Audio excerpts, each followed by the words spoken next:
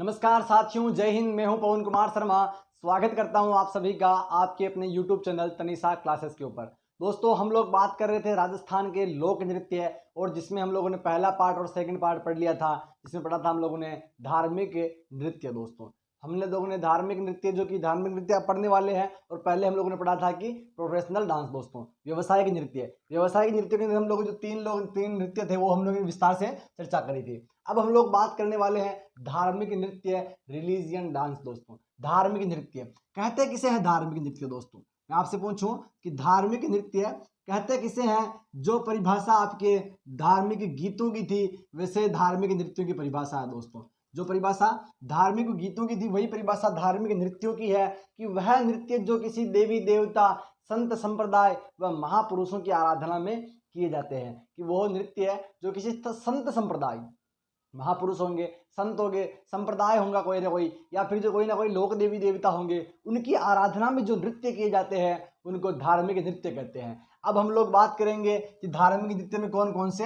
नृत्य है। मान के चलो हम लोग कोई सा भी एक नृत्य ले लेते हैं। पहले अग्नि नृत्य ले ले, जैसे, ठीक है। अग्नि नृत्य पहला है आपके अग्नि नृत्य। दोस्तों, किनकी आराधना में होता है अग्नि नृत्य? क्योंकि मैंने पहले बताया है कि ये नृत्य या तो किसी संत की या संप्रदाय की या किसी लोक देवी देवताओं की या फिर महापुरुष की आराधना में होगा। दोस्तों, तो ये अग्नि नृत्य होता है दोस्तों जसनाथ जी की।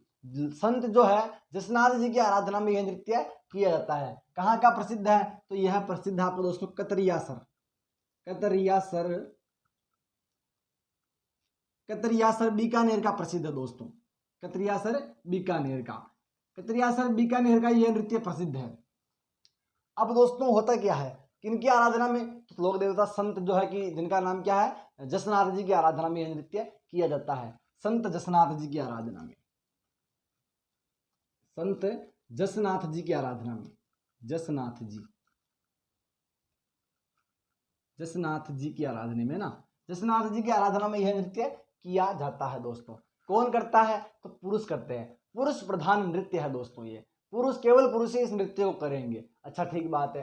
क्यों किया जाता है? इस नृत्य को करने की क्या आवश्यकता पड़ गई? नहीं किया होता तो कम से कम पढ़ना तो नहीं पड़ता। तो दोस्तों, होता क्या है कि जो संत जो जसनाथ जी है, पहले तो मैं ये बता दूं कि संत और साधु में क्या अंतर होता है।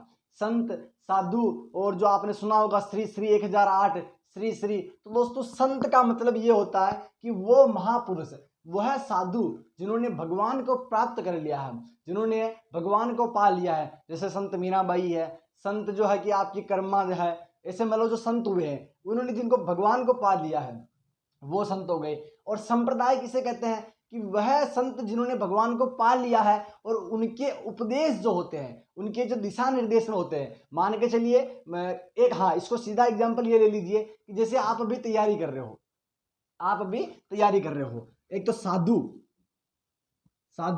एक संत, एक जो हो गया संप्रदाय। तो साधु तो वो है जो आप मान के चलो आप तैयारी कर रहे हो, आप साधु हो गए। संत जो थर्ड ग्रेड या जो जिस भी एग्जाम की तैयारी कर रहे हो उसमें लग गए हैं, जो वो लग गए हैं वो संत है जिन्होंने भगवान को पा लिया, उनका सिलेक्शन हो गया। और संप्रदाय मतलब वो संत जो बन गए हैं, जिन्होंने भगवान को पा लिया है, जो अब वो दिशा निर्देश देंगे। वो बोलेंगे कि हमने इस रास्ते का पालन किया, हमने इस रास्ते पे चले थे, हमने उन नियमों का पालन किया था, आप भी उन नियमों का उस रास्ते पे चलिए तो आपको भी भगवान स्वतः ही मिल जाएंगे। मतलब संप्रदाय, इनके कहे दिशा निर्देश मार्गदर्शन जो होता है उसे क्या कहते हैं? उसे संप्रदाय कहते हैं। जो इनके नियमों में जो चलेंगे उसे संप्रदाय कहते हैं। मान के चलिए आपके साथ में दो दोस्त थे, वो लग गए हैं, उनका सिलेक्शन हो गया है, और जो कि वो खड़े होकर दो बातें बोलेंगे, आप 5 आदमी के बीच में खड़े होकर जो बोलेंगे कि ऐसा नहीं, कम से कम एक साथ में मानक बुक रखे, कोई सी भी हिंदी ग्रंथ अकादमी की कोई सी बुक ले ले, मानक बुक ले ले, आरबीएससी या एनसीईआरटी की बुक्स ले ले एक साथ में, और उसके अलावा किसी भी कोचिंग के या किसी भी इंस्टीट्यूट के नोट्स पढ़ और क्लासें ले, उसके अलावा 6 घंटे सेल्फ स्टडी कर, तेरा सिलेक्शन हो जाएगा। भले उन्होंने ऐसा कुछ भी नहीं किया हो, भले उन्होंने किसी एक ही कोचिंग से पढ़ा हो, लेकिन फिर भी यही बोलेंगे और कहेंगे कि भाई एग्जाम के टाइम पे जो है तो आराम से केवल पढ़ाई करना, सोशल मीडिया से दूर रहना, ऑनलाइन वाली ज़िंदगी से बिल्कुल दूर रहना। भले वो 24 ही घंटे ऑनलाइन रहते हो, लेकिन एक बार वो उन्होंने सिलेक्शन उनका हो गया है तो आपको 5 लोगों के बीच में खड़े होकर के उनकी बातें ऐसे सुननी पड़ेंगी, मतलब उनकी बातों पे मुकर्रा भरना पड़ेगा आपको, तो उनकी बातें सुननी पड़ेगी। तो वो हो गए संत, और उनका जो कहे जो दिशा निर्देश है वो संप्रदाय हो गया, ठीक है। और साधु, साधु जो अभी तैयारी कर रहे हैं, जो संत बनने की, मतलब जो भगवान को पाना चाहते हैं, वो आपके साधु हो गए। तो ये थे संत जसनाथ जी। संत जसनाथ जी थे कौन, पहले थोड़ी इनकी बात कर लेते हैं। इनके पिता थे हमीर। कौन थे? हमीर। इनके पिता थे हमीर और माता थी रूपा दे। रूपा दे इनकी माता थी, रूपा दे। होता क्या है कि इनकी शादी को, रूपा दे और हमीर की शादी को जो है बहुत वर्ष हो गए हैं, कई साल बीत गए हैं, लेकिन इनको पुत्र या पुत्री रत्न की प्राप्ति नहीं हुई है। तो क्या होता है, एक दिन रात में हमीर जी सो रहे थे, रात को 12-1 बज गए हैं, इनको एक सपना आता है। सपने में क्या आता है कि उनके गांव जो है कतरियासर गांव के बाहर तालाब है, तालाब के किनारे कोई बालक है, बहुत ही छोटा बालक है, शिशु है, जो कि रो रहा है, बिलख रहा है, अपनी माता या पिता के लिए रो रहा है। तो इस बात का ऐसा सपना आता है हमीर को, और हमीर की जैसी नींद खुलती है, हमीर दौड़ा जाता है और कतरियासर के तालाब के पास जाकर के उस बच्चे को देखता है, तो वास्तव में वहाँ बच्चा सो रहा है और रो रहा है। उस बच्चे को उठा करके वो घर लेकर के आ जाते हैं। घर लेकर के आकर के उसका अच्छे से लालन पालन करते हैं, लालन पालन पोषण करते हैं, क्योंकि उनके भी कोई संतान नहीं थी, इनके भी कोई संतान नहीं थी। एक दिन क्या होता है कि रूपा दे क्या करती है, जो कि अपना घर का दैनिक सुबह का टाइम है और दैनिक घरेलू जो कार्य है वो कर रही होती है, घरेलू कार्य कर रहे होते हैं, सर्दी का टाइम होता है, तो जसनाथ जी को ठंड लग रही है। जसनाथ जी जो है इनको ठंड लग रही है और बालक है जो कि ठंड लग रही है, तो इन्होंने क्या किया, जो आपकी सिगड़ी होती है, सिगड़ी जानते हो ना, चूल्हा जिसके अंदर लकड़ियां दी जाती है, जो लोहे का होता है और जिसके अंदर लकड़ियां दी जाती है, वो चूल्हा हो गया। उसके पास में जाकर के जसनाथ जी को बिठा देते हैं। वो सोचे कि ये थोड़ा खेल लेगा, और जो है कि वो आग भी है पास में, तो उसको ठंड भी नहीं लगेगी। जसनाथ जी को बिठा करके वो अपने वापस से पुनः घरेलू कार्य करने लग जाती है। घरेलू कार्य करते करते उसको कम से कम आधा 1 घंटा हो गया है, और फिर वो देखती है कि अब बच्चे को थोड़ा संभाल के आ जाती हूँ, देख करके आ जाती हूँ, मान लो उसको नींद आ गई हो तो वापस उसको सुला दूंगी मैं, ठीक है। वो वापस जैसे उनके पास में जाती है तो इधर जसनाथ जी को देखती है। जसनाथ जी को देखती है कि वो अंगारों के बीच में बैठे हुए हैं, चूल्हे के बिल्कुल बीच में बैठे, और अंगारे के वैसे ऊपर अपने सिर के ऊपर डाल रहे हैं, हाथ में लिया और सर के ऊपर डाल रहे हैं, हाथ में लिया और सर के ऊपर डाल रहे हैं, अपने शरीर पर डाल रहे हैं। तो ऐसा देखा तो उसकी जो अपनी माता थी रूपा दे, उनकी आंखें फटी की फटी रह गई, देखते ही चौकन्ना हो गई कि ये क्या हो रहा है। तब जो है कि उनको वापस वहां से निकाला, और डर गई थी कि कहीं जो है कि जसनाथ जी को कुछ ना हो गया। देखा कहीं भी शरीर पर एक भी निशान नहीं था, एक भी दाग धब्बा कुछ भी नहीं था, इतनी आग थी, छाले वगैरह कुछ भी नहीं हुए थे। तो रूपा दे समझ गई थी उस दिन, एक बात रूपा दे जरूर समझ गई थी कि हो ना हो जसनाथ जो है जी कोई सामान्य बालक नहीं है। फिर क्या होता है, जो इनके जो जसनाथ जी के जो आपके इनके संप्रदाय में चलेंगे या इनके दिशा निर्देशन पर चलेंगे, तो वो जो लोग होते हैं वो अग्नि नृत्य करते हैं। कौन सा नृत्य करते हैं? अग्नि नृत्य। क्यों करते हैं? कि जो सिद्धियां, जो शक्तियां जसनाथ जी के पास में थी, वही सिद्धि, वही शक्तियां जो है हमें भी मिल जाए। वो उन सिद्धियों को, शक्तियों को प्राप्त करने के लिए जसनाथी संप्रदाय के लोग जो है अग्नि नृत्य करते हैं।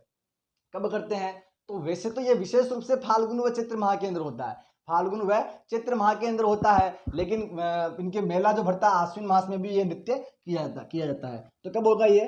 फाल्गुन व चैत्र मास में, फाल्गुन व चैत्र माह में यह नृत्य आयोजित होता है, चैत्र माह में। बाकी विशेष रूप से होता है, बाकी जो है कि सामान्य रूप से आपके मेला भरता है आश्विन मास में इनका, उसमें भी यह नृत्य आयोजित होता है। अब जो है कि फाल्गुन व चैत्र मास में होगा। इस नृत्य के जनक है क्या कोई? बिल्कुल, इनके जनक भी है। तो कौन है? रुस्तम जी।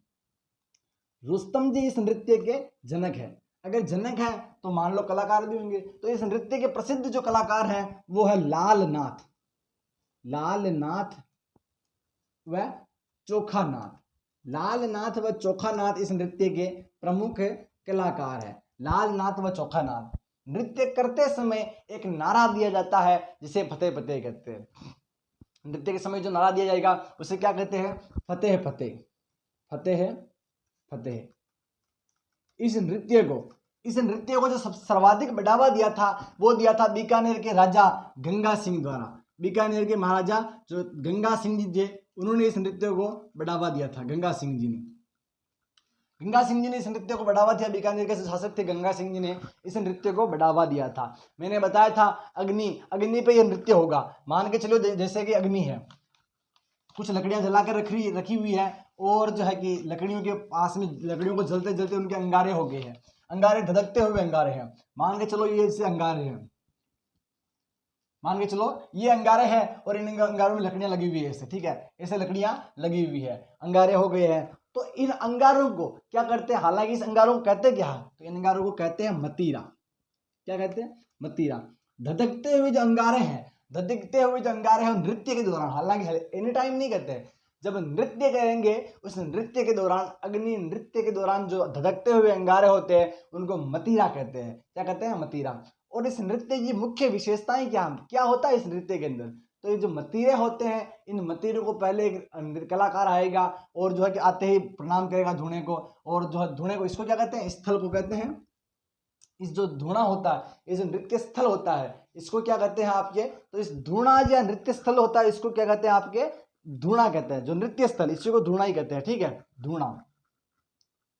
क्या कहते हैं, धुना। नृत्य स्थल को आपके धुना कहेंगे। और जो है कि इस धुने के आसपास में, धुने के आसपास में जो आदमी आएगा और वो कलाकार आगे धुने को प्रणाम करेगा, प्रणाम करते ही इस मतेरे जो होंगे, जो अंगारे होंगे, उनको आते ही मुंह में डालेगा। जो धधकते हुए अंगारे उनको मुंह में डालेगा और मुंह में डालने के बाद में उन अंगारों को फिर बाहर निकालेंगे, फोड़ेगा, उनको अंगारों को फोड़ेगा। मतलब इस नृत्य में क्या होता है कि मतीरे को मुंह में लेना और जो है कि मतीरों को फोड़ना इस नृत्य में किया जाता है। क्यों किया जाता है, तो जो शक्तियां, जो सिद्धियां जसनाथ जी को प्राप्त थी, वो सिद्धियां, वो जो शक्तियां वो हमें भी प्राप्त हो जाए, ऐसे जसनाती संप्रदाय के लोगों की मान्यता है। और इस मान्यता के अनुसार वो यह नृत्य करते हैं। नृत्य स्थल जो होता है उसे धुना कहते हैं। और नृत्य स्थल के चारों तरफ, नृत्य स्थल के चारों तरफ जो है एक घी का, तेल का या पानी का छिड़काव किया जाता है, उसे जमाव कहते हैं। क्या कहते हैं, जमाव। नृत्य स्थल के जो चारों तरफ जो पानी का छिड़काव किया जाएगा या घी का या तेल का छिड़काव किया जाता है, उसे जमाव कहते हैं। तो आप समझ सकते हैं कि पानी का छिड़काव किया जाता है। नृत्य स्थल को धुना कहते हैं। नृत्य समय जो नारा दिया जाता है उसे क्या कहते हैं, फतेह फतेह।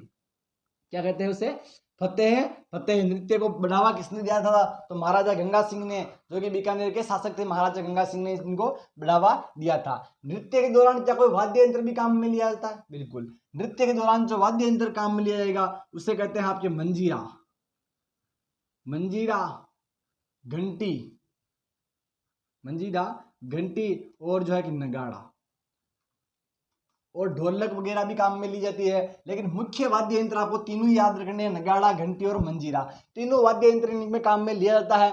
और जो जसनाथ जी के जो भजन होते हैं, नृत्य के दौरान भजन गाए जाएंगे। और जसनाथ जी के जो, हालांकि सभी संतों के भजन को सिलोका कहते हैं। क्या कहते हैं, सिलोका, सिलोका। जो भजन होंगे जसनाथ जी के, उन भजनों को सिलोका कहते हैं, जो नृत्य के दौरान गाए जाते हैं। वापस बात कर लेते हैं, अग्नि नृत्य क्यों किया जाता है और कैसे किया जाता है। मैंने बता दिया कि धधकते हुए अंगारों को मुंह में लेना और उसके बाद उन अंगारों को फोड़ना इस नृत्य की प्रमुख विशेषता है। किसने इस नृत्य को बढ़ावा दिया था, महाराजा गंगा सिंह ने इनको, इस नृत्य को बढ़ावा दिया था। नृत्य के दौरान जो वाद्य यंत्र काम में लेते हैं उनको मंजीरा, घंटी और नगाड़ा कहते हैं। मतीरा, मतीरा जो धधकते हुए अंगारे होते हैं उनको मतीरा कहते हैं। जमाव, जो आसपास नृत्य स्थल के जो आसपास पानी का छिड़काव किया जाएगा उसे जमाव कहते हैं। और धुना, नृत्य स्थल को धुना कहते हैं। नृत्य के दौरान जो नारा दिया जाता है उसे फतेह फतेह कहते हैं, सिलोका। नृत्य के दौरान जो भजन गाए जाते हैं उनको सिलोका कहते हैं। दोस्तों ये था आपका अग्नि नृत्य। इसके बाद जो नेक्स्ट नृत्य है उसके ऊपर हम लोग बात करते हैं। नेक्स्ट नृत्य जैसे कि आप गुड़ला है और तेरह ताली है, तो हम पहले तेरह ताली पढ़ लेते हैं। कौन सा नृत्य, तेरह ताली। तेरह ताली नृत्य किसकी आराधना में, क्योंकि मैंने पहले बताया था कि तेरह ताली मतलब नृत्य वही धार्मिक नृत्य पढ़ रहे हैं जो किसी ना किसी संत संप्रदाय, लोक देवी देवता या महापुरुष की आराधना में जो नृत्य किया जाएगा उसे आप क्या क्या कहते हैं, धार्मिक नृत्य कहते हैं। तो नृत्य है तेरह ताली नृत्य, तेरह ताली नृत्य। इस नृत्य का नाम कहाँ का प्रसिद्ध है, तो यह प्रसिद्ध है आपका, मतलब पहले इसकी प्रसिद्धि की बात नहीं, क्योंकि अलग अलग जगह का प्रसिद्ध है, उसके बारे में पूरी बात करेंगे। पहले तो बात करते हैं इसका नाम तेरह ताली क्यों रखा गया, कहाँ का प्रसिद्ध है, कहाँ इसका उद्गम हुआ था। और धार्मिक नृत्य है तो किसी ना किसी संत संप्रदाय की आराधना में किया जाता होगा। और जो है कि कौन कौन इसके प्रमुख कलाकार है, सारी बातें इसके साथ में करेंगे दोस्तों। तो बात करते हैं इस नृत्य का जो है उद्गम कहाँ से हुआ था। और कौन से देवी देवता की आराधना में यह नृत्य किया जाता है दोस्तों? तो यह किया जाता है लोक देवता रामदेव जी, लोक देवता रामदेव जी की आराधना में यह नृत्य किया जाता है। लोक देवता रामदेव जी की आराधना में वह माता हिंगलाज, हिंगलाज माता का मंदिर कहाँ आपके? बीकानेर, जैसलमेर में। हिंगलाज माता की आराधना में यह भी नृत्य किया जाता है। रामदेव जी व हिंगलाज माता की आराधना में। कहाँ इसका उद्भव हुआ था? तो इसका उद्गम है पादरला गांव पाली में, पादरला गांव पाली, पादरला गांव पाली में इस नृत्य का उद्गम हुआ था, पादरला गांव पाली। अच्छा ठीक बात है। प्रसिद्ध कहाँ का है? तो प्रसिद्ध है आपके ये जैसलमेर, जैसलमेर। जैसलमेर के साथ साथ में एक और जो स्टेट नया डिस्ट्रिक्ट बना है डीडवाना, डीडवाना का भी यह प्रसिद्ध है दोस्तों। जैसलमेर और डीडवाना का यह प्रसिद्ध है। रामदेव जी हिंगलाज माता की आराधना में गाया जाता है और नृत्य किया जाता है और पादरला गांव पाली में इससे उद्गम हुआ था। जैसलमेर डीडवाना में यह प्रसिद्ध है। अच्छा ठीक है। नृत्य का नाम 13 ताली क्यों रखा? पवन ताली कर देते या कुछ और लिख देते। एक नृत्य ही तो मांगा था, पवन ताली कर देते। 13 ताली नृत्य करने की क्या आवश्यकता थी? तो इस नृत्य के साथ में जो है 13 मंजीरे बजाए जाते हैं। कितने मंजीरे? 13 मंजीरे, 13 मंजीरा इस नृत्य के दौरान जो है महिलाएं बजाती है। 9 मंजीरे तो ऑफिशियल रूप से जो है 9 मंजीरे पैरों पर बांधेगी, 4 मंजीरे जो है हाथों पर बांधेगी, 4 मंजीरे हाथों पे और 9 मंजीरे अपने पैरों पर बांधेगी। और बांधने के बाद में वो इस प्रकार से अपने घरेलू कार्यों का प्रदर्शन करेगी। जैसे अपने हाथ में मंजीरे बांध लिए और वो इसको बजाएंगे, इस नृत्य मंजीरों को बजाते बजाते ऐसा प्रदर्शन करेगी जैसे वो बच्चे को खिला रही है, बच्चे को ऐसे बच्चे को खिला रही है। मान लो बजाते बजाते वो ऐसे झाड़ू निकाल रही है, ऐसा प्रदर्शन करेगी। वापस प्रदर्शन करेगी कि जैसे वो सिलाई मशीन चला रही है, वो से प्रदर्शन करेगी जैसे वो छाछ बिलो रही है, पोछा लगा रही है फर्श के ऊपर। तो ऐसे कुछ प्रदर्शन करेगी, घरेलू कार्यों का प्रदर्शन करेगी। 13 मंजीरों को बजाते हुए वह प्रदर्शन करेंगी, जिसमें 9 मंजीरे तो कितने? 9 मंजीरे तो पैरों पर, 9 मंजीरे पैरों पर व 4 हाथों में, 4 हाथों में। ठीक है, 9 मंजीरे तो पैरों पर, 4 मंजीरे हाथों पर। अब एक परीक्षा में प्रश्न पूछा गया था कि 13 ताली नृत्य का सहायक वाद्य यंत्र कौन सा है? यह तो मुख्य वाद्य यंत्र हो गया, जो कौन बजाती है? महिलाएं। कौन? महिलाएं बजाती है। परीक्षा में यह पूछा गया था कि 13 ताली नृत्य का सहायक वाद्य यंत्र कौन सा है? तो सहायक वाद्य यंत्र कौन सा हो जाएगा? चौतारा। कौन सा? चौतारा। या इसी को आप जैसे थोड़े पढ़े लिखे लोग बोलेंगे तानपुरा, तानपुरा, थोड़ा वीआईपी नाम हो जाएगा तानपुरा। या इसी को तंदूरा भी कहते हैं। हम लोगों ने वाद्य यंत्र पढ़ा था, तंदूरा या तंबूरा भी इसी को कहते हैं। तो चौतारा इस वाद्य यंत्र के साथ में बजाया जाएगा इस नृत्य के दौरान। और जो कि ये सहायक वाद्य यंत्र, कौन सा? सहायक वाद्य यंत्र कौन बजाएगा? तो पुरुष बजाएंगे। कौन? पुरुष। मंजीरा से महिलाएं हो जाएंगी और तंदूरा तानपुरा से पुरुष हो जाएगा। सहायक वाद्य यंत्र है, चूंकि पुरुष बजाएंगे। मेन कौन? वसुंधरा राजे की सरकार, जो अभी तो आई नहीं है, लेकिन अभी तो भजनलाल जी की सरकार है। लेकिन वसुंधरा राजे की सरकार के समय मुखिया कौन थी? महिला थी। मुख्य वाद्य यंत्र कौन बजाएगी? महिला बजाएगी। सहायक वाद्य यंत्र पुरुष बजाएंगे। तो ऐसे आप याद रख सकते हो।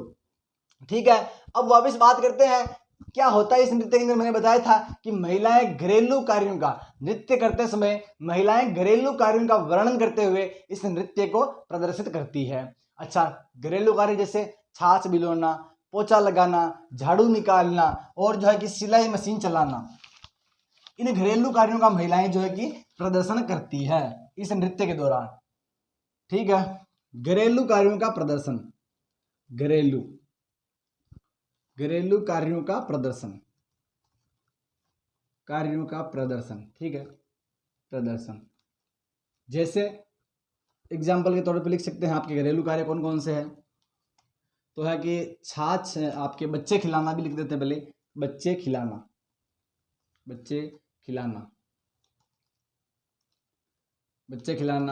सिलाई मशीन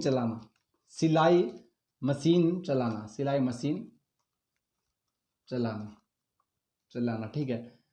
और जो है कि झाड़ू लगाना, पोछा लगाना, छाछ बिलोना, बहुत सारे कार्य हैं। आप बस जैसे कार्य देखते हैं आप समझ जाओगे कि 13 ताली नृत्य से संबंधित है। कौन सा वाद्य यंत्र मैंने बता दिया। और जो है कि सहायक वाद्य यंत्र चौतारा, तानपुरा और तंदूरा। अब बात करते हैं क्या इस नृत्य के प्रसिद्ध कलाकार भी होंगी। प्रमुख कलाकार भी तो होंगे इस नृत्य की कोई ना कोई। तो दोस्तों इस नृत्य के प्रमुख कलाकार हैं आपकी एक मांगी बाई। कौन है? मांगी बाई। इस नृत्य के प्रमुख कलाकार है मांगी बाई, जिनका संबंध है आपके बानीना गांव, बानीना गांव चित्तौड़गढ़ से। मांगी बाई कहां से संबंधित है? बानीना गांव चित्तौड़गढ़। अब आप पूछोगे बानीना गांव, आप पूछोगे ये जो है कि पहले तो कुछ और बताया था, पहले क्या कुछ और बताया था? मतलब जब हम लोग नृत्य पढ़ रहे थे उस समय मांड गायिका बताया था मैंने, जिनका नाम क्या था? मांगी बाई, और जो कि संबंध कहाँ से था उनका? संबंध था उदयपुर से। मैंने बताया था आपको, अगर याद होगा तो। और अभी बता रहे हो कि मांगी बाई का बानीना गांव चित्तौड़ से इनका संबंध है। तो दोस्तों ये मांगी बाई अलग है और वो मांगी बाई अलग है। ये मांगी बाई नृत्य से संबंधित है और वो मांगी बाई जो है ये तो नृत्यांगना, वो गायिका थी। दोस्तों मांगी बाई नाम बहुत सारे थे, जो पहले जो हमारी महिलाओं के प्राचीन तो क्या है, लेकिन 100-200 साल पुरानी जो महिलाएं होती थी उनका नाम मांगी बाई, धापी बाई, लादी बाई, ऐसे ही नाम रखा करते थे। क्यों? क्योंकि हालांकि कुछ तो उनके नेचर के हिसाब से रखते थे। मान के चलो कोई ज्यादा मांगती, कुछ भी खाने पीने का ज्यादा मांगते या मांगता था तो मांगी बाई, मांगा बाई ऐसे कुछ भी नाम रख देते थे। और जो है कि कुछ संतोष, मतलब कि हर बात के अंदर संतोष रखता था। मान लो कुछ खाया तो खाया, नहीं खाया तो कोई बात नहीं, खेल रहा तो खेल ही रहा बालक, तो उसका नाम क्या कर देते? बालिका संतोष, बालक है तो संतोष, दोनों का नाम संतोष संतोष संतोष मिलता ही है। तो ऐसे नेचर के हिसाब से कोई मान ला काला तो उसका नाम काला रख देते थे, ठीक है। और कोई काली है, लड़की है तो काली है तो काली नाम रख देते थे। तो ऐसे नेचर के हिसाब से नाम रख देते थे और कुछ जन्म कुंडली के अनुसार भी नाम रखते थे। तो नाम क्या? मांगी बाई। कहाँ की है? बानीना गांव चित्तौड़गढ़ की। अब ये क्या संबंध हो गया? बानीना गांव की प्रसिद्ध है और नृत्य जैसलमेर का प्रसिद्ध हो रहा है, पादरला गांव पाली से उसका उद्गम हो रहा है, चित्तौड़गढ़ का कहीं नाम ही नहीं आया। तो दोस्तों मांगी बाई इनका ससुराल जो है कहाँ पर है? ससुराल इनका है आपके पादरला गांव। कहाँ पर है? पादरला गांव। ससुराल पादरला गांव कहाँ पर है? पाली में, ठीक है।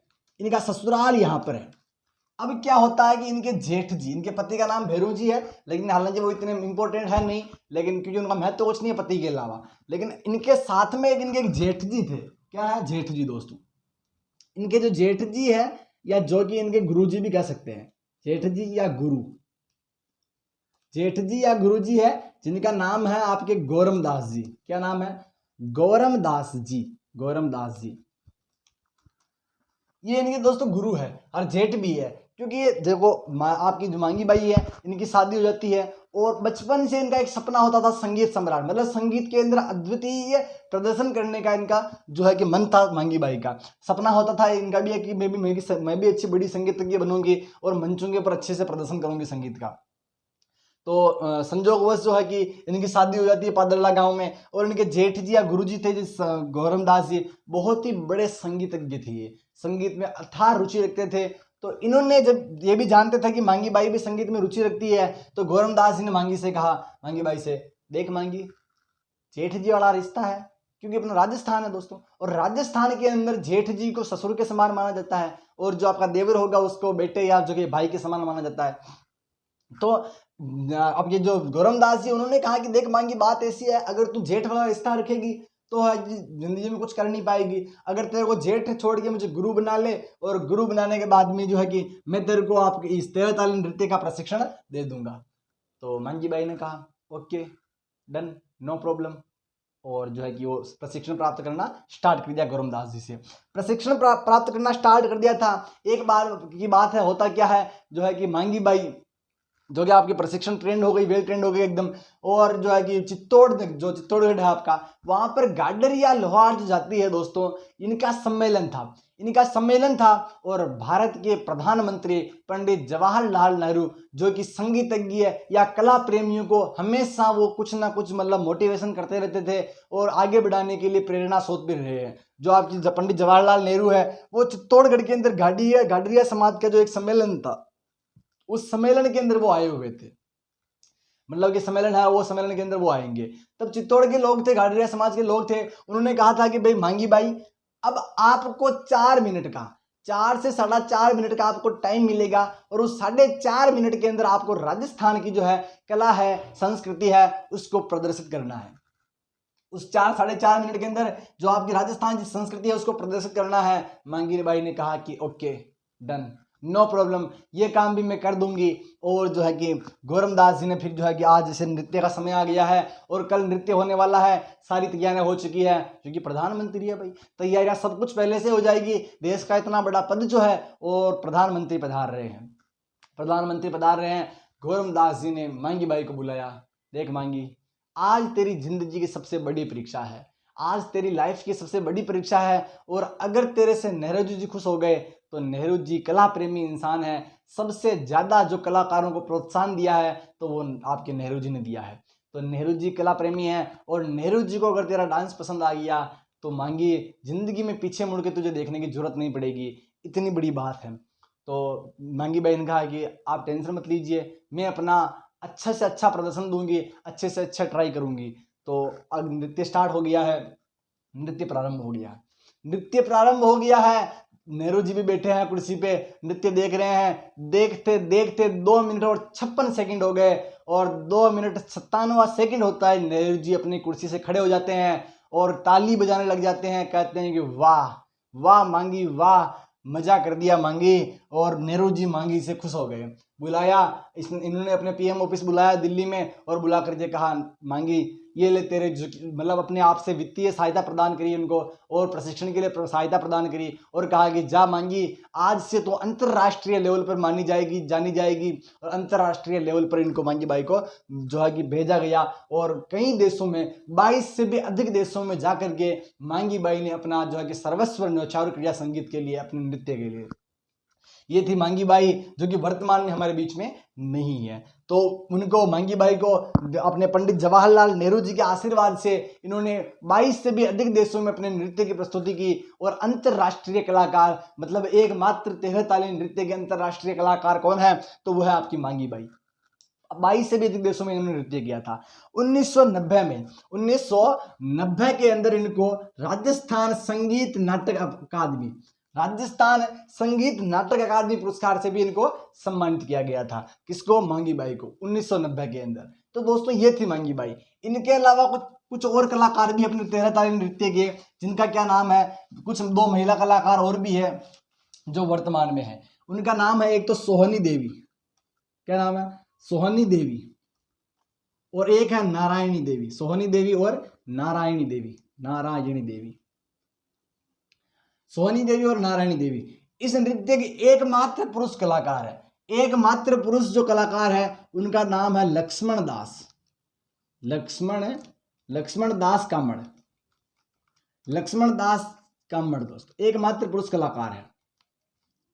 लक्ष्मण दास जी कामड़ एकमात्र पुरुष कलाकार है इस नृत्य के, और सोहनी देवी कामड़िया और नारायणी देवी कामड़िया ये दोनों महिला कलाकार है इस नृत्य की। दोस्तों क्या यह नृत्य राजस्थान से बाहर भी कहीं किया जाता है? दोस्तों बिल्कुल किया जाता है। आपने एक गाना सुना होगा कि थाने तो पूजे आखो मारवाड़ जी, थाने तो पूजे आखो गुजरात जी, खम्मा खम्मा ओ मारा रोनी चेरा धनिया।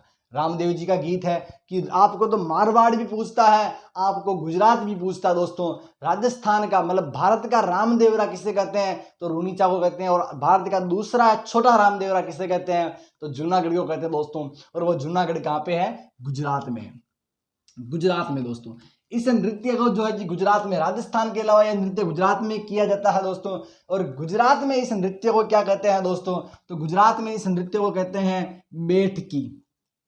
क्या कहते हैं? बैठकी, बैठकी साई नृत्य, बैठकी साई नृत्य।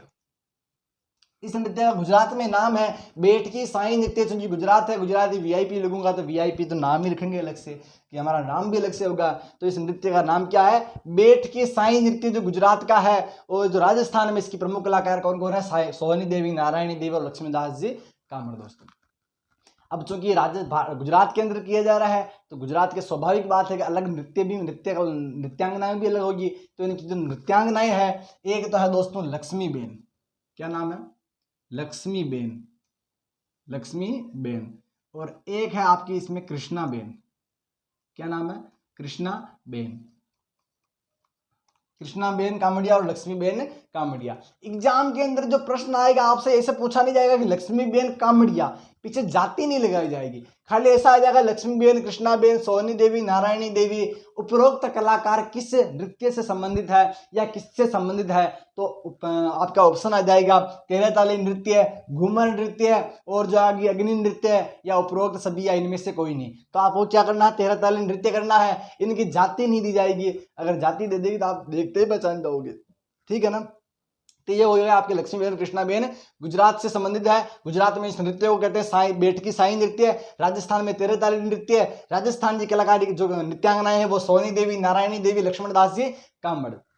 ये था दोस्तों आपका जो है कि तेरह ताली नृत्य। इससे पहले हम लोगों ने पढ़ा था अग्नि नृत्य। इसके बाद में जो नेक्स्ट गीत है, नेक्स्ट नृत्य है, उसके ऊपर हम लोग चर्चा करते हैं।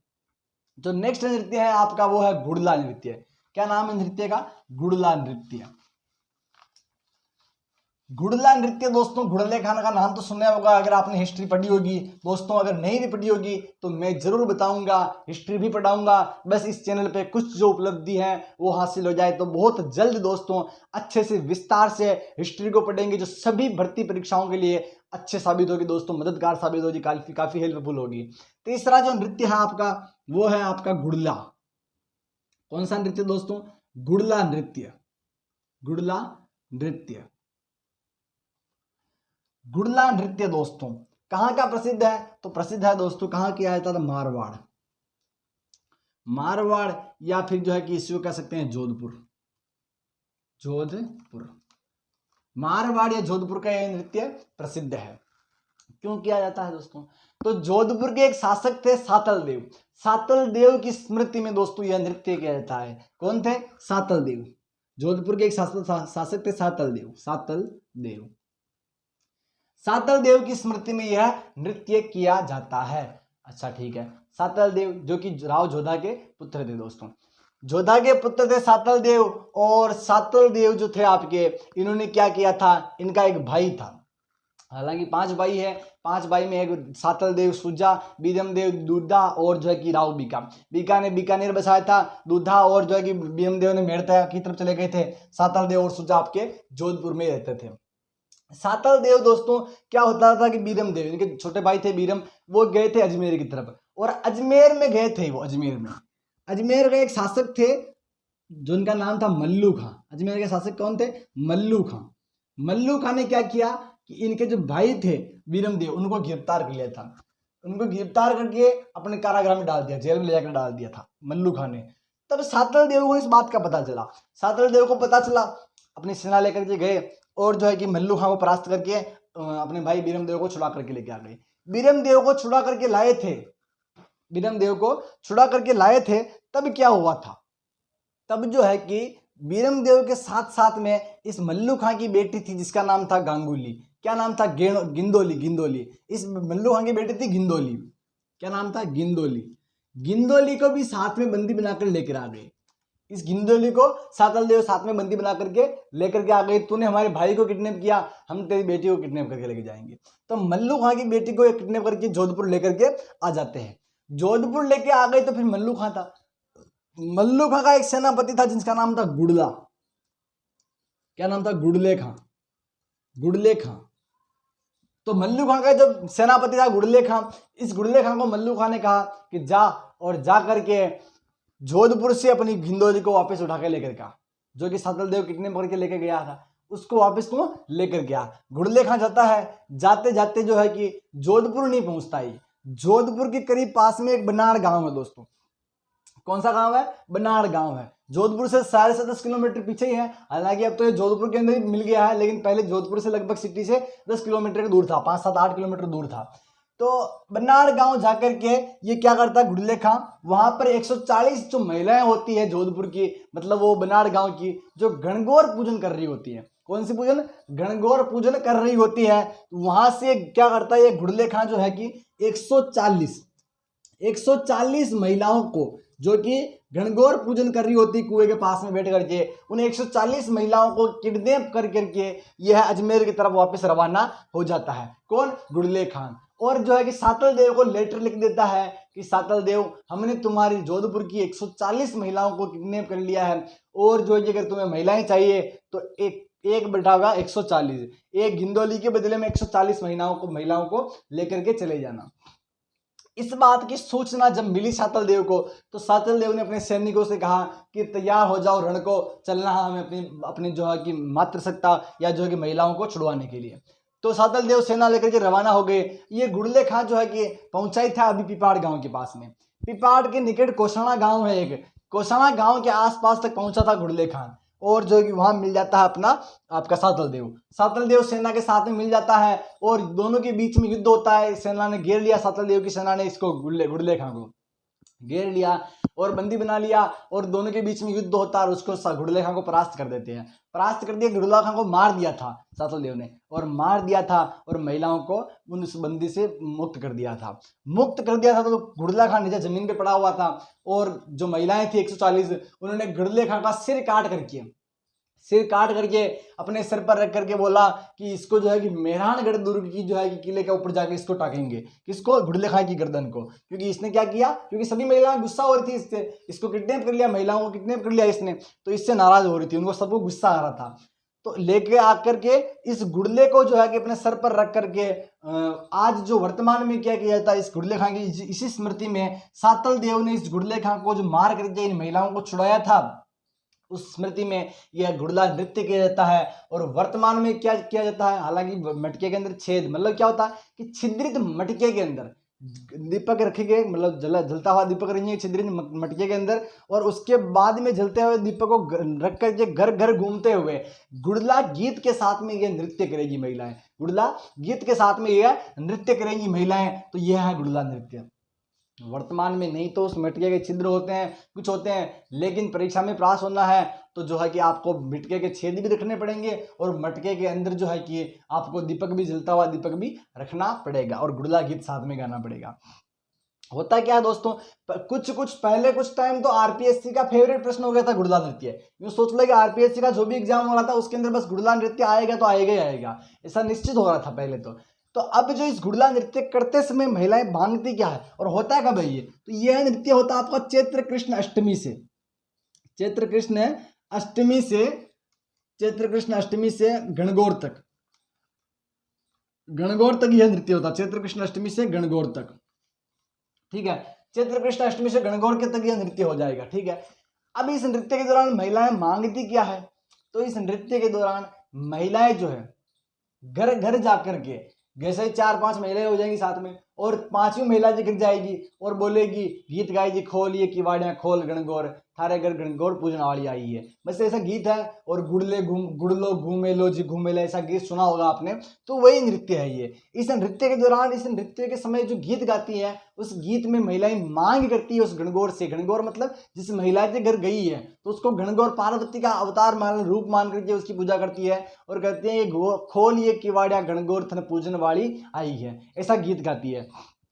तो महिला किवाड़ खोलती और बोलती क्या क्या चाहिए तेरे को, क्या चाहिए, मांग क्या मांगती है, तो वो कहती है कि मुझे कान, मतलब कि पति जो होता है वो तो मुझे चांद सा चाहिए, भाई मुझे कृष्ण सा चाहिए, और भोजाई मतलब राई सी भोजाई दीजिए कान कंवर सो बीरो, और पति हो मारो चांद कंवर सो तीरो, मतलब कि राई जैसे मेरी भोजाई होनी चाहिए। राई मतलब माता पार्वती के समान मेरी भोजाई होनी चाहिए, और भाई कृष्ण से भगवान से, कृष्ण भगवान मतलब यहाँ तो नाइंसाफी कर दी, भाई भोजाई अगर तेरे को मतलब पार्वती से चाहिए तो भाई कम से कम महादेव जैसा होना ही चाहिए था, नहीं, लेकिन यहाँ भेदभाव किया गया है। यहाँ उन्होंने कहा कि भाई हमारा कृष्ण भगवान जैसा होना चाहिए, और जो चांद तंवर सो तीरो, मतलब कि हमारा जो पति होना चाहिए वो चांद के समान होना चाहिए, इतना शीतल नरम जो एकदम स्वभाव वाला होना चाहिए, तो वैसा हमारा पति होना चाहिए। ऐसी मांग करती है वो महिलाएं इस गुड़ला नृत्य के समय। दोस्तों, गुड़ला नृत्य के समय ऐसी मांग करती है। उसके बाद में इस नृत्य को मतलब सर्वाधिक प्रसिद्धि या लोकप्रिय किसने बनाया था, तो वो बनाया था आपके मणि गांगुली ने। एक संगीतज्ञ थे जिनका नाम क्या था, मणि गांगुली ने इस नृत्य को मतलब जो है कि आपका लोकप्रिय बनाया था। मणि गांगुली ने, बहुत बड़े संगीतज्ञ थे ये, इन्होंने इस नृत्य को आपका जो है कि लोकप्रिय बनाया था। और उसके बाद में इस नृत्य के अंदर कौन कौन सी बातें हैं जो हमें ध्यान रखनी चाहिए कि सातल देव के बाद में हमने और क्या पढ़ना है इसके अंदर, कि नृत्य को जो है कि संगीतज्ञ तो हो गया मणि गांगुली, उसके बाद इस नृत्य जो कि अब लुप्त होने जा रहा है, क्योंकि आजकल कोई करता ही नहीं इस नृत्य को, कोई नहीं करना चाहता है। कौन, किसी को फुर्सत ही नहीं है, किसी को काम भी है तो कोई किसी के घर नहीं जाता है, किसी को भी टाइम नहीं है। तो ये नृत्य, क्योंकि इस नृत्य के अंदर तो नियम ही क्या है, महिलाएं जो है कि वो घर घर जाकर के इस नृत्य को करेगी। और जो कि कब तक किया जाता है, तो चैत्र कृष्ण अष्टमी से लगा के गणगौर तक यह नृत्य आयोजित होता है। अब चैत्र कृष्ण अष्टमी से इतना लंबा इस नृत्य को करेगा कौन, किसके पास इतना टाइम है। तो ये नृत्य लुप्त ना हो जाए, इसके लिए एक संस्थान है जिसका नाम क्या है, रूपायन संस्थान, जो कि आपके बोरुंदा गांव जो कि है जोधपुर ग्रामीण के अंदर स्थापित है। कौन सा, रूपायन संस्थान, बोरुंदा ग्रामीण के अंदर। रूपायन संस्थान के माध्यम से इस नृत्य को जो है कि संरक्षण प्रदान किया गया। कौन सा संस्थान है, रूपायन संस्थान। रूपायन संस्थान जो है कि आपका बोरुंदा में है दोस्तों। रूपायन संस्थान, रूपायन संस्थान के माध्यम से इस जो नृत्य को है संरक्षण प्रदान किया जा रहा है। और वो कहाँ पर है, बोरुंदा। बोरुंदा, इसकी स्थापना कब हुई थी, इसकी स्थापना हुई थी आपके जो है कि 1960-61 में। 1960-61 में इसकी स्थापना हुई थी। और इसके जो संस्थापक थे, वो कोमल कोठारी थे। कौन थे, कोमल कोठारी इसके संस्थापक थे। और सह संस्थापक थे विजयदान देथा। कौन थे, विजयदान देथा। विजयदान देथा इसके संस्थापक थे। विजयदान देथा इसके कौन से सह संस्थापक थे, सह संस्थापक दोस्तों, सह संस्थापक थे इसके विजयदान देथा। और संस्थापक थे आपके कोमल कोठारी। कोमल कोठारी दोस्तों महिला ने, ध्यान रखना इस बात का, कोमल कोठारी नाम पुरुष का नाम है और ये पुरुष थे, इसके क्या थे, संस्थापक थे। कोमल कोठारी इसके संस्थापक है। कौन है, संस्थापक है इसके रूपायन संस्थान के। कहाँ पर स्थित है, बोरुंदा ग्राम, जोधपुर ग्रामीण के अंदर है। 1960-61 में इसकी स्थापना हुई थी। और जो कि कोमल कोठारी इसके संस्थापक है और विजयदान देथा इसके सह संस्थापक है। ये है आपका जो है कि गुड़ला नृत्य को इसने संरक्षण प्रदान किया था दोस्तों। ये जो आपका जो रूपायन संस्थान है, इसकी तरफ से एक पत्रिका मरुचक्र, एक तो मरुचक्र, और जो है कि आपके लोक संस्कृति नामक पत्रिका निकाली जाती है दोस्तों। लोक संस्कृति नामक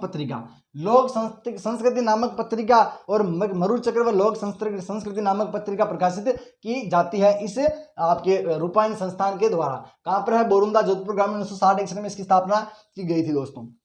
ये था आपका गुड़ला नृत्य। मैंने कहा था कि गुड़ला नृत्य किसी ना किसी संत संप्रदाय या लोक देवी देवता की आराधना में किया जाता है। तो ये किसकी आराधना में किया जाता है, गुड़ला नृत्य, महापुरुष जो सातल देव है। क्यों महापुरुष कहा गया, क्योंकि अपनी वीर गति, मतलब जो गुड़ला नृत्य, गुड़ला के साथ में जब सातल देव ने युद्ध किया था तो गुड़ला तो वहां मर गया था। कहां पर, वे उसी कोषाणा गांव के अंदर उसकी डेथ हो गई थी। लेकिन जो है कि आपके सातल देव थे वो भी बहुत ज्यादा घायल हो गए थे, मतलब बहुत गंभीर घायल हो गए थे। और वहां उसका थोड़ा बहुत वैद्य के द्वारा इलाज किया गया, लेकिन वो ठीक नहीं हुए थे। और जोधपुर आते आते वो भी वीर गति को प्राप्त हो गए थे। तब वो वीर गति को प्राप्त हुए थे तो उनकी स्मृति में, चूंकि वो महापुरुष हो गए, क्योंकि उन्होंने महिलाओं के लिए 140 महिलाओं के लिए अपने प्राणों की आहुति दे दी थी और अपने प्राणों की आहुति दी थी, तो इसी वजह से उनको महापुरुष माना जाता है। और महापुरुष की स्मृति में यह गुड़ला नृत्य किया जाता है कि जो कि यह लोग, फिर वो महिलाओं ने सोचा ना कि भाई हमारे लिए जिन्होंने बलिदान दिया है हम उनको भूलेंगे नहीं और उनके बलिदान को व्यर्थ नहीं जाने देंगे। इसलिए उनके बलिदान की जो है याद में कि आने वाले टाइम पे जो जीके के मास्टर होंगे वो कम से कम इस सातल देव को याद तो रखें, और उनकी स्मृति में यह नृत्य किया गया था कि आने वाले इतिहास में इनको याद रखे। और इतिहास के स्वर्णिम पन्नों पर जो है कि अपना नाम दर्ज करा के चला गया वो महापुरुष थे, कौन, सातल देव। और उन्हीं सातल देव की स्मृति में यह नृत्य किया जाता है दोस्तों। ये तो थे आपके 3 नृत्य जो कि मुख्य नृत्य है, विशेष नृत्य है। अब जो है कुछ ही नृत्य और जो परीक्षा के अंदर नहीं पूछे गए, अब तक किसी भी परीक्षा में वो प्रश्न नहीं पूछे गए हैं, लेकिन जो है कि पूछा जा सकता है, भरोसा नहीं है। पहले नहीं पूछा गया इसका मतलब ये नहीं कि अब नहीं पूछा जाएगा। तो नेक्स्ट नृत्य है आपका, वो है दोस्तों थाली नृत्य।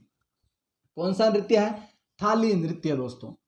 थाली नृत्य, मैं आपसे पूछूं कि थाली नृत्य किया कब जाता है, 4 ऑप्शन देता हूं और चारों में से आपको पता करके बताना है कि कौन कौन से समय यह नृत्य किया जाता है।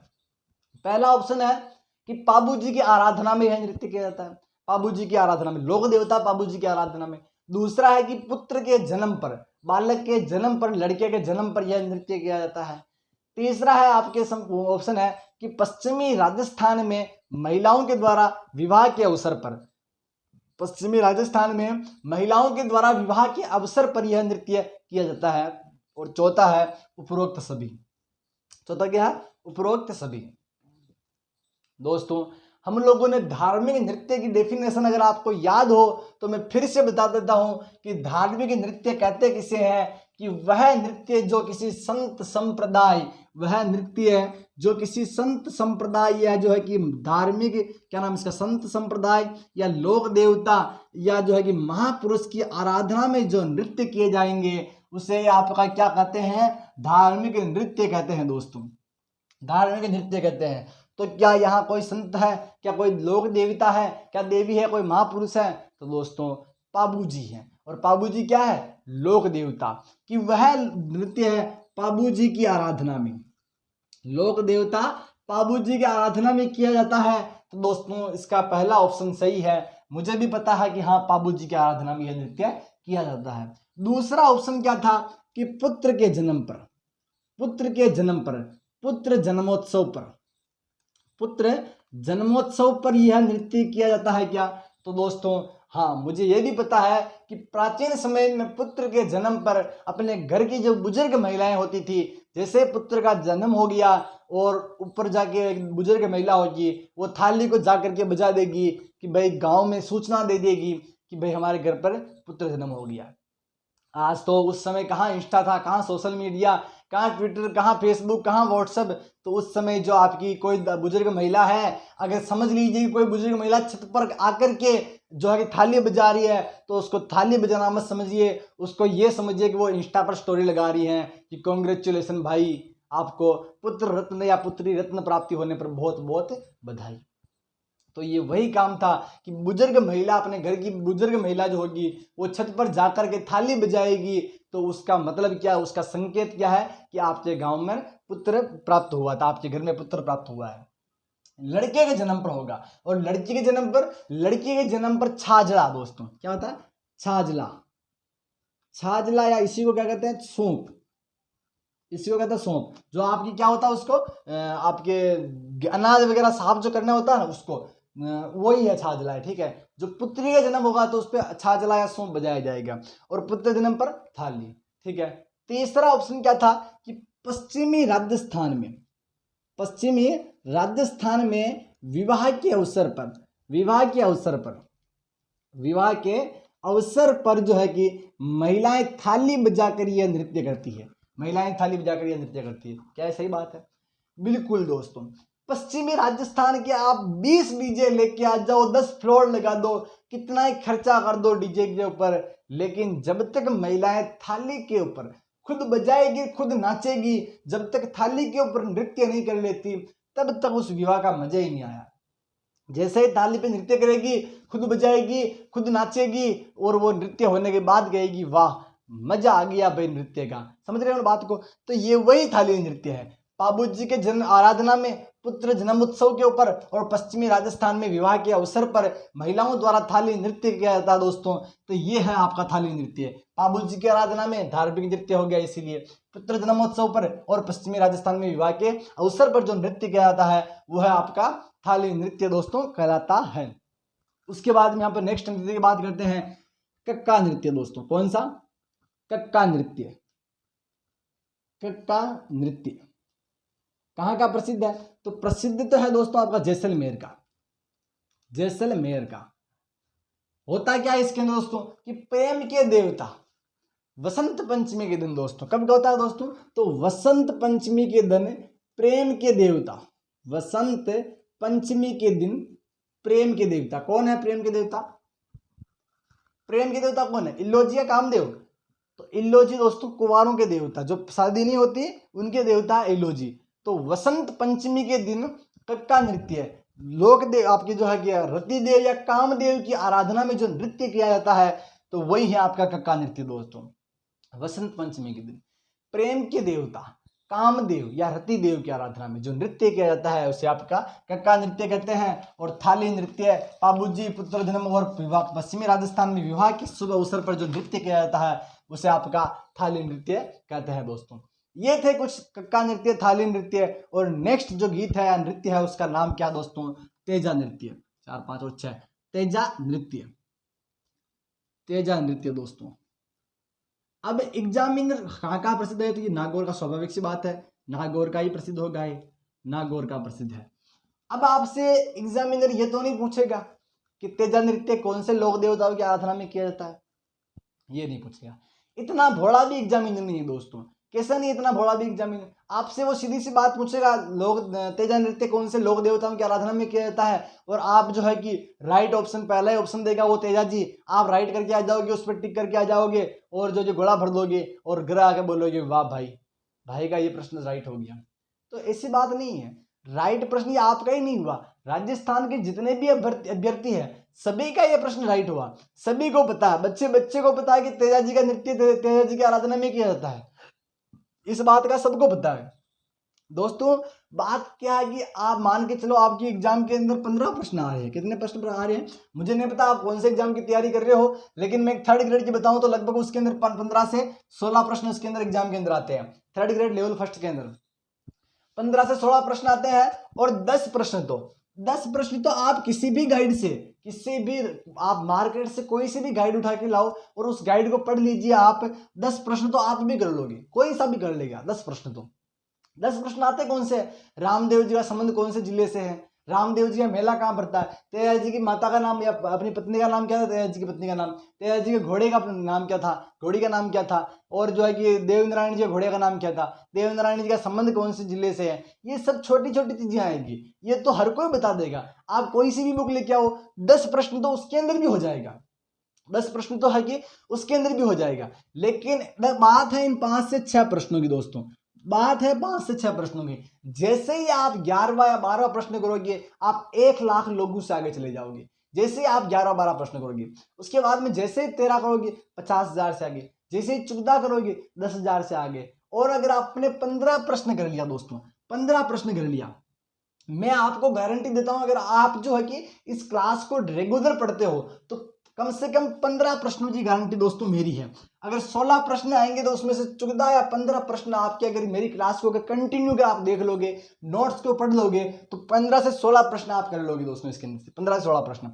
और 16वां प्रश्न जो है कि आपकी जो है कि तकदीर है, किस्मत है, एक आधा प्रश्न उसमें कैसा भी आ सकता है जिसकी कोई गारंटी नहीं है, तो कहीं से भी आ सकता है, कुछ भी पूछा जा सकता है उसके अंदर दोस्तों। क्योंकि एक प्रश्न पूछा था कि डांस इंडिया डांस कौन से चैनल पर बताया जाता है, एक एग्जाम उसका नाम मुझे याद नहीं आ रहा है, प्रश्न पूछा था कि डांस इंडिया डांस जो टीवी के अंदर शो आता है वो कौन से चैनल पर बताया जाता है। तो दोस्तों ऐसे प्रश्न आ सकते हैं। एक प्रश्न पूछा था कि पार्ले जी कंपनी कहाँ की है, ऐसे प्रश्न पूछा गया दोस्तों। तो उसमें वे भी पूछ सकता है कि जो कि तारक मेहता का उल्टा चश्मा जो जी कौन से टीवी सीरियल जो है जी कौन से चैनल पर बताया जाता है, ऐसी चीजें भी पूछ सकता है दोस्तों। तो एक प्रश्न की कोई जिम्मेदारी नहीं है, लेकिन 14 से 15 प्रश्न अगर दोस्तों आप मेरे नोट्स को कंटिन्यू पढ़ते हो और बराबर क्लास देखते हो, रिवीजन करते हो अच्छे से, तो आपकी मैं गारंटी लेता हूँ 15 से 16 प्रश्न जो आते हैं उसमें 15 प्रश्न 14 से 15 प्रश्न की मेरी जिम्मेदारी है। तो दोस्तों ऐसे प्रश्न आपके इतने सिंपल प्रश्न भी नहीं आएंगे, वो आपसे पूछेगा कि ऐसे नृत्य जिसके अंदर हाथ में छाता लेकर के जो नृत्य किया जाता है वह नृत्य कौन से लोक देवता से संबंधित है, तो वो है आपके तेजा जी से दोस्तों। होता क्या है कि श्रावण में, कब, श्रावण व भाद्रपद में दोस्तों, श्रावण व भाद्रपद मास के अंदर दोस्तों, भाद्रपद मास के अंदर दोस्तों जब बारिश नहीं आती है तो बरसात के आगमन की प्रतीक्षा में पुरुष कलाकारों द्वारा हाथ में छाता लेकर के जो नृत्य किया जाता है उसे आपका तेजा नृत्य कहते हैं। कहाँ का प्रसिद्ध है, तो नागौर का प्रसिद्ध है। जो पुरुष कलाकार होंगे वो हाथ में छाता लेकर के यह नृत्य करेंगे बरसात की कामना है तो दोस्तों, क्योंकि तेजा जी दोस्तों किसानों के इष्ट देवता होते हैं। और अपने लोगों ने पहले भी पढ़ा था गीत के अंदर टेर गीत, जो कि अपने किसानों का प्रेरक गीत होता है दोस्तों। तो तेजा जी की आराधना में दोस्तों, तेजा जी की आराधना में तेजा नृत्य किया जाएगा, किसानों का प्रेरक गीत है दोस्तों। और किसान ऐसी मान्यता रखते हैं, ऐसी भगवान से इतनी उनकी मतलब जो है कि भावनाएं जुड़ी होती है। वो कहते हैं कि छाता लेकर के नृत्य क्यों करते हैं, वो ऐसा सोचते हैं कि जैसे हमारा नृत्य खत्म नहीं होगा उससे पहले पहले बारिश आ जाएगी और बारिश में हम लोग भीग ना जाए, इसलिए हम लोग छाता लेकर के नृत्य कर रहे हैं, बारिश में भीग ना जाए इसीलिए हम लोग जो है कि छाता लेकर के नृत्य कर रहे हैं। और पुरुष कलाकारों द्वारा यह नृत्य किया जाता है दोस्तों। ये था आपका तेजा नृत्य। और तेजा नृत्य के बाद में आपका नेक्स्ट नृत्य है कड़क दंडावत या गुटकर्ण नृत्य दोस्तों। कौन सा, गुटकर्ण नृत्य। गुटकण नृत्य दोस्तों। गुटकण या इसको क्या कहते हैं, कड़क दंडावत दोस्तों, कड़क दंडावत, दंडावत, कड़क दंडावत नृत्य दोस्तों। कहाँ का प्रसिद्ध है ये, तो यह प्रसिद्ध है आपको दोस्तों करौली का, करौली का प्रसिद्ध है दोस्तों। माता केला देवी, केला देवी की आराधना में यह नृत्य किया जाता है और घुटनों के बल बैठ करके नृत्य किया जाता है। केला देवी की आराधना में होगा, किसकी आराधना में, माता केला देवी की आराधना में, केला देवी की आराधना में नृत्य होगा और घुटनों के बल बैठ करके नृत्य किया जाता है। नृत्य के दौरान जो गीत गाया जाता है, कौन सा गीत, लांगुरिया, लांगुरिया।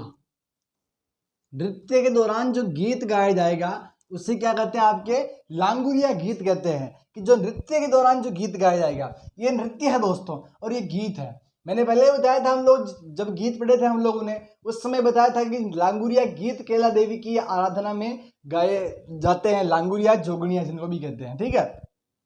गुटकणिया कड़क दंडावत नृत्य हो गया, लांगुरिया गीत हो गया दोस्तों। तो ये थे दोस्तों कुछ धार्मिक गीत हैं और कुछ नृत्य है दोस्तों, जिनके बारे में हम लोगों ने विस्तार से चर्चा करी है। अब हम लोग बात करेंगे नेक्स्ट क्लास के अंदर रीजनल डांस। तब तक के लिए धन्यवाद। जय हिंद, जय भारत। मिलते हैं दोस्तों नेक्स्ट क्लास के अंदर।